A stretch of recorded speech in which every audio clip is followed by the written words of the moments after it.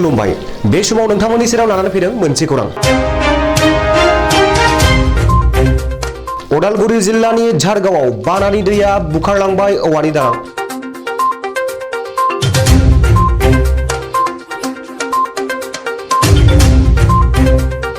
भुटान हाजोनिफ्राय बोहैबोनाय खाला दैमाया भेरगावनि झारगावआव गंसे औवानि दालांखौ बुखारलाङो।